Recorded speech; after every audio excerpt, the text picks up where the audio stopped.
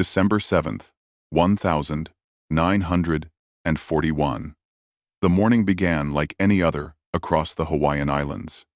The sky above Oahu was clear, the sea calm, and the American Pacific Fleet rested peacefully in the vast natural harbor that had long been considered an impregnable fortress. The sailors of Pearl Harbor had no reason to think this Sunday would be any different from any other. Some were still asleep in their bunks aboard the massive battleships anchored along Battleship Row. Others were preparing for church or enjoying a leisurely breakfast. The smell of bacon and coffee drifted through the air, mixing with the faint scent of salt carried on the wind. It was, in every sense, an ordinary morning until 7:55 a.m., when the world erupted. Out of a brilliant blue sky came hundreds of aircraft, their engines roaring like thunder. Torpedoes sliced through the calm waters, bombs screamed downward, and the serenity of the Pacific was shattered by fire and steel.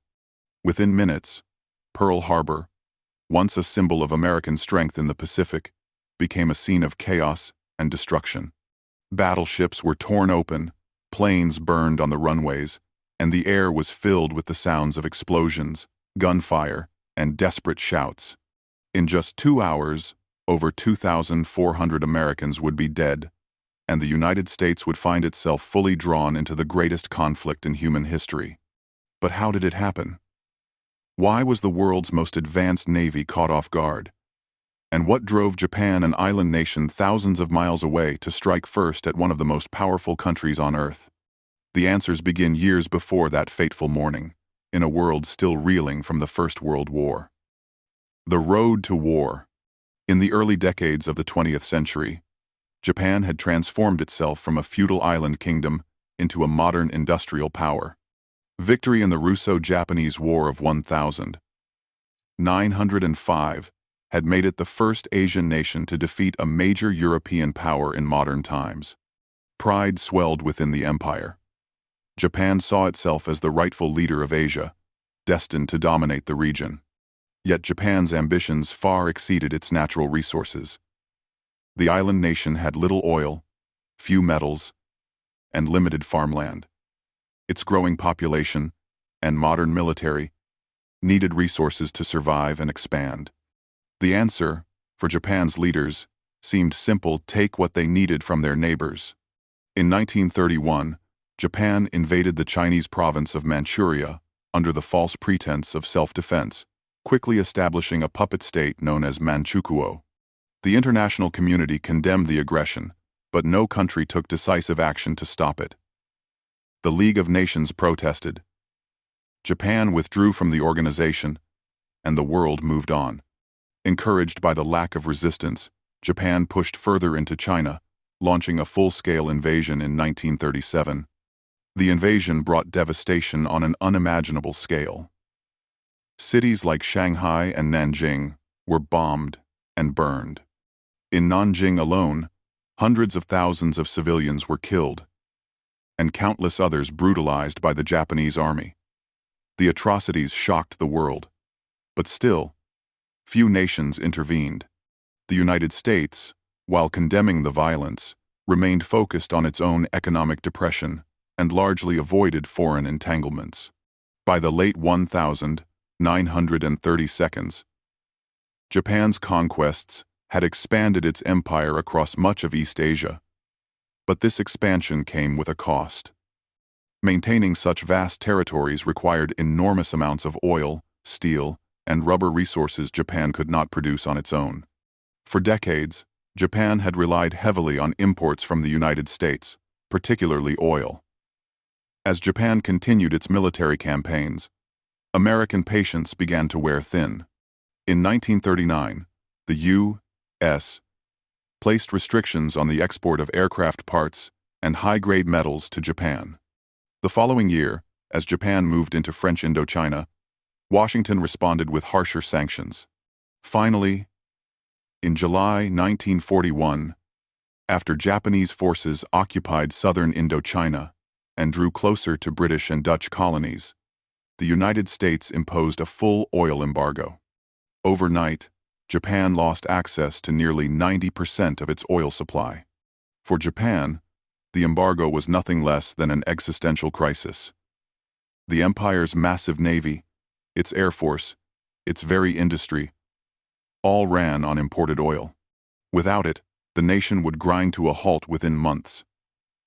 In Tokyo, military leaders debated their options.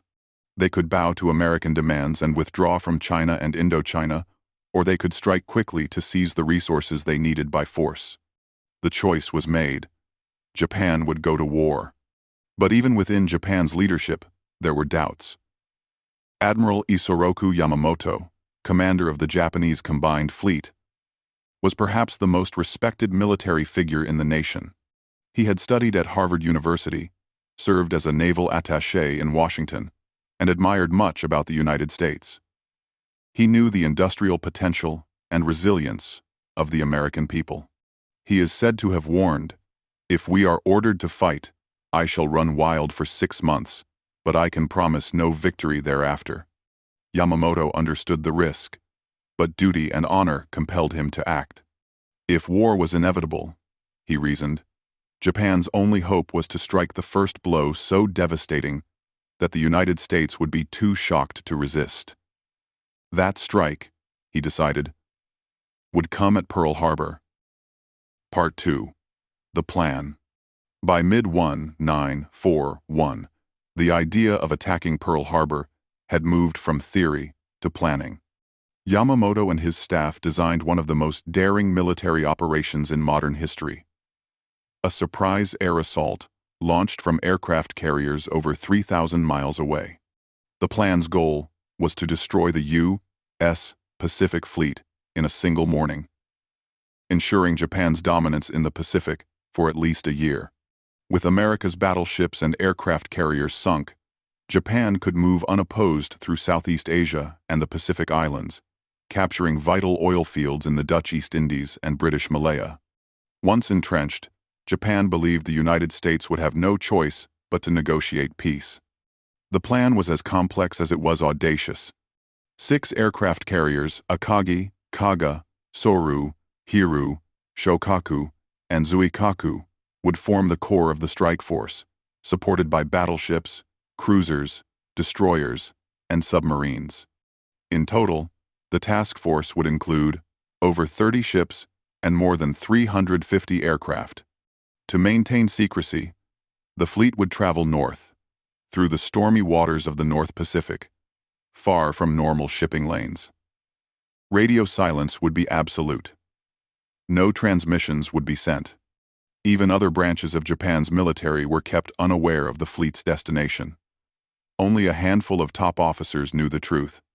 Meanwhile, in Hawaii, Japanese intelligence agents worked quietly to ensure the plan's success. Disguised as tourists, they moved around Oahu taking notes and photographs. They recorded the daily routines of the American fleet, the layout of the harbor, and the defenses of local airfields.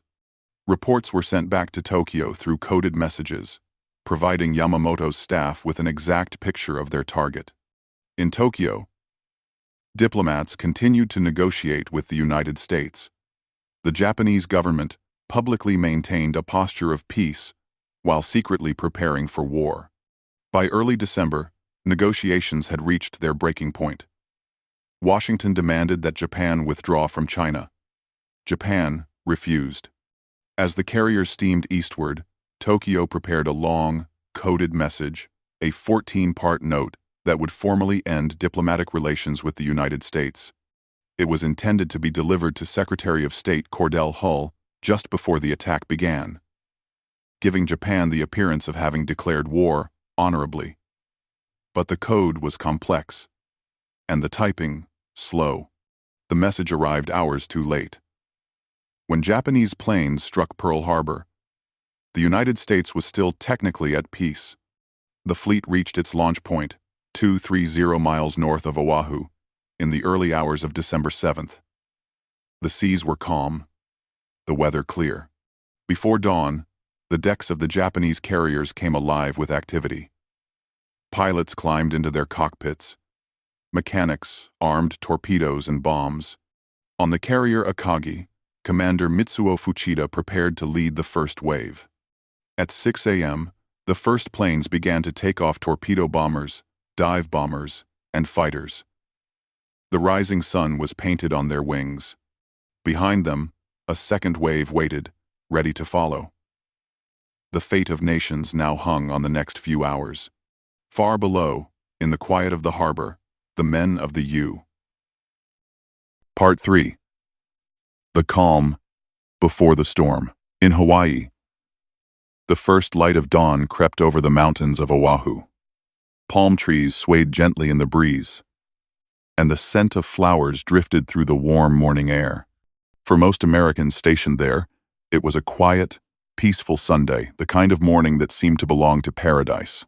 On the decks of the battleships moored along Ford Island, sailors were just beginning their day. Aboard the USS Arizona, Chaplain Thomas Kirkpatrick was preparing for morning service. On the USS Oklahoma, the ship's band rehearsed for a flag-raising ceremony. Some men were polishing brass, others reading letters from home, and many were still asleep after Saturday night's liberty in Honolulu. Across the island, airmen at Hickam, Wheeler, and Bellows Fields followed their normal routines. Planes were parked neatly, wingtip to wingtip, an arrangement meant to guard against sabotage, not attack. Few imagined that in less than an hour, these same airfields would be engulfed in flames. The atmosphere in Hawaii was relaxed, even complacent. Though tensions with Japan had grown worse, no one believed war would come to them. Military intelligence had suggested that if Japan attacked, the likely targets would be the Philippines, Malaya, or perhaps the Dutch East Indies, all much closer to Japan's borders. The idea that an enemy fleet could sail undetected across thousands of miles of ocean and strike Hawaii seemed impossible. But far to the north, beyond the reach of American patrols, the Japanese strike force was already in position. At 6:20 a.m., aboard the carrier Akagi, Commander Mitsuo Fuchida looked out over the flight deck. The first wave of 183 aircraft was ready. The engines roared to life, one after another. Sailors waved flags, signaling launch clearance. At exactly 6:30 a.m., the first planes lifted off into the morning sky. Torpedo bombers, high-altitude bombers, and Zero fighters. They climbed and formed into tight formations before heading south toward Oahu. The pilots flew in radio silence, guided only by compass, training, and faith in their commander. At 7:15 a.m., a second wave of 167 planes followed. The attack was now fully underway. The Americans had no idea. At 6:40 a.m., the destroyer USS Ward, patrolling near the entrance to Pearl Harbor, spotted a small Japanese midget submarine attempting to sneak into the harbor behind a departing ship. The Ward opened fire, the first shots fired by the United States in World War II, and scored a direct hit. The crew reported the incident, but the message took time to pass through channels. By the time anyone in command saw it, it was already too late. Just after 7 a.m., on a hilltop north of the harbor, 2 Army radar operators at Opana Point were finishing their overnight shift. As they prepared to shut down, they noticed an unusually large formation of planes approaching from the north. They reported it to the information center, where a young lieutenant dismissed the sighting. A flight of American B-17 bombers was expected that morning. He told them no need to worry. 45 minutes later, the first bombs began to fall. Part 4. The attack. At 7:49 a.m., as the first wave approached Oahu, Commander Fuchida looked down through the clouds and saw the harbor glimmering in the early sunlight. He could make out the long line of battleships anchored along Ford Island. The scene was perfect. The Americans were unsuspecting. Their ships were moored in neat, easy-to-target rows. Fuchida grabbed his radio transmitter and sent a signal back to the fleet. Tora, Tora, Tora. The code, meaning complete surprise, had been achieved. At 7:55 a.m., the first torpedo planes dropped from the sky, skimming low over the water. Moments later, the first explosions tore through the harbor. Torpedoes struck the USS Oklahoma and West Virginia, ripping open their hulls. Bombers screamed down from the sky, releasing their payloads onto the ships below. The USS Arizona was hit by an armor-piercing bomb that penetrated her forward magazine. The massive explosion that followed was so violent, it lifted the entire ship out of the water. Fire and smoke shot hundreds of feet into the air. Within seconds, the Arizona was a burning inferno. More than 1,000 men were killed instantly. On the USS Oklahoma, sailors scrambled to escape as the ship rolled over. Some were trapped inside, pounding desperately on the steel hull, while rescuers tried to cut them free. On the USS Nevada, the only battleship to get underway, crewmen fought to steer her toward the open sea under heavy fire. The harbor was chaos. Flames, debris, and screams echoing across the water. At the airfields, the situation was no better. Japanese Zero fighters strafed runways, destroying rows of parked aircraft before they could take off. Hangars burst into flames. Mechanics and pilots, caught in the open, were cut down by machine gun fire. Yet amid the destruction, acts of heroism unfolded everywhere. Aboard the West Virginia, Lieutenant Commander Jesse Taylor stayed at his post to fight the flooding, giving others time to escape. He went down with his ship. On the Arizona, sailors like Joe George ignored orders to abandon ship, helping to rescue men trapped aboard the sinking USS Vestal. And on the West Virginia, a young African-American mess attendant named Dory Miller, with no formal weapons training, carried wounded shipmates to safety, then manned an anti-aircraft gun and fired at enemy planes until he ran out of ammunition. By 8 a.m., the sky above Pearl Harbor was thick with smoke. Oil from the shattered ships burned on the surface of the water, turning the harbor into a sea of fire. At 8:40 a.m., the second wave struck. More dive bombers and fighters swooped in, targeting the remaining ships and airfields. The Nevada, now moving down the channel, drew heavy fire. Fearing she might block the harbor entrance if sunk, her crew deliberately ran her aground. The California and West Virginia continued to take hits, settling slowly into the mud. By 9:45 a.m., the attack was over. The Japanese planes turned back toward their carriers, leaving behind a harbor filled with twisted metal, burning ships, and the bodies of the fallen. In just 2 hours, the U.S. Pacific Fleet had been dealt a staggering blow. 8 battleships damaged or destroyed, 3 cruisers and 4 destroyers hit, nearly 200 aircraft destroyed, and more than 2,400 lives lost. Yet even in defeat, there were small miracles. The American aircraft carriers, Enterprise, Lexington, and Saratoga, had all been at sea. The dry docks and oil storage facilities were untouched. The Japanese had inflicted massive damage, but they had not crippled America's ability to recover. Part 5. The Aftermath. As the last echoes of the attack faded, Hawaii was left in shock. Civilians and servicemen alike searched through the wreckage, trying to rescue anyone still alive.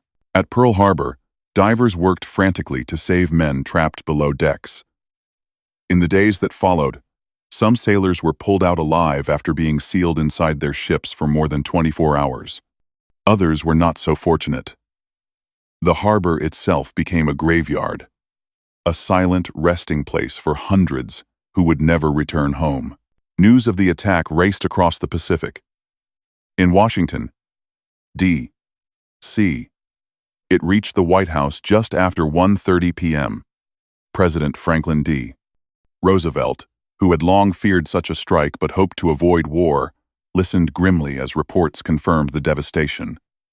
He turned to his advisors and said, simply, "This day will live in infamy." The next morning, December 8th, Roosevelt addressed a joint session of Congress.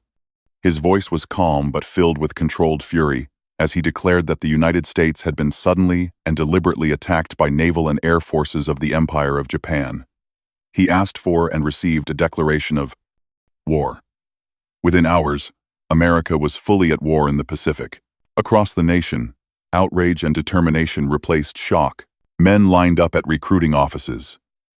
Women joined the workforce. Factories retooled to produce weapons, ships, and planes. The nation had been wounded, but far from broken. In Japan, news of the attack was greeted with celebration. Newspapers hailed it as a historic victory. Admiral Yamamoto, however, was far less jubilant. When told of the success, he reportedly said, "I fear all we have done is to awaken a sleeping giant and fill him with a terrible resolve." He was right. In the months that followed, Japan continued its advance across the Pacific, capturing vast territories. But the blow at Pearl Harbor, intended to cripple the United States, instead united it. Within 6 months, America struck back at the Battle of Midway, turning the tide of the war. The ruins of Pearl Harbor became both a symbol of loss and a rallying cry. The names of ships Arizona, Oklahoma, West Virginia, Nevada became sacred, remembered not only for the tragedy they represented, but for the courage of the men who fought aboard them. Part 6. The Investigation. In the days after the smoke cleared, a stunned nation demanded answers. How could this have happened? How could the most powerful navy in the world have been taken completely by surprise? Almost immediately, investigations began. Military officials, politicians, and intelligence officers were called to explain the failures that had allowed Japan's attack to succeed. The first inquiry, known as the Roberts Commission, was convened by President Roosevelt just 2 weeks after the attack. Its findings were damning not because of conspiracy, but because of complacency. Admiral Husband E. Kimmel, commander of the Pacific Fleet, and Lieutenant General Walter Short, head of the Army forces in Hawaii, were both relieved of duty. The commission accused them of dereliction of duty, claiming they had failed to take adequate precautions despite signs of danger. Both men defended themselves, insisting that Washington had not informed them of the full extent of the threat. And in truth, they were partly right. Throughout 1941, American cryptographers had succeeded in breaking portions of Japan's diplomatic code, known as Purple. The intercepted messages, called magic, revealed growing hostility and the breakdown of negotiations, but they did not directly expose the naval plan to attack Pearl Harbor. The Japanese had used an entirely different, more secure code for their fleet operations, one that the Americans had not yet cracked. Still, there had been warning signs. Reports from Asia indicated Japanese troop movements and unusual radio silence among Japan's naval forces. Intelligence officers in Washington had even intercepted parts of the 14-part message that would end diplomatic relations. But in the fog of bureaucracy, those warnings arrived too late or were misinterpreted. On the morning of the attack, vital messages were still being decoded and transmitted to Hawaii hours after the first bombs had already fallen. The investigations that followed, 8 in total over the next few years, revealed a chain of small but catastrophic failures. Poor communication, fragmented intelligence, misjudged assumptions. Each piece, by itself, might have seemed minor. Together, they formed a picture of a system unprepared for the speed and audacity of modern warfare. And yet, despite the finger-pointing, one truth stood out. Japan's attack had been a masterpiece of planning and secrecy. No American radar, scout, or submarine had detected the approaching fleet. In the span of 2 hours, Japan had executed one of the most successful surprise attacks in history. But the victory would not last. Part 8. Myths and Controversies. Almost as soon as the attack ended, rumors and conspiracy theories began to spread. Some whispered that President Roosevelt had known about the attack in advance, that he had allowed it to happen as a way to bring the United States into the war. Others believed the military had intentionally withheld warnings from Hawaii to create a cause for intervention. For decades, these claims persisted, fueled by mistrust and misunderstanding. But as documents were declassified in the post-war years, the reality became clearer. There was no grand conspiracy. There was no secret order to sacrifice Pearl Harbor. What existed instead was a tangle of human errors, miscommunications, and the natural fog of uncertainty that comes with intelligence work. The U.S.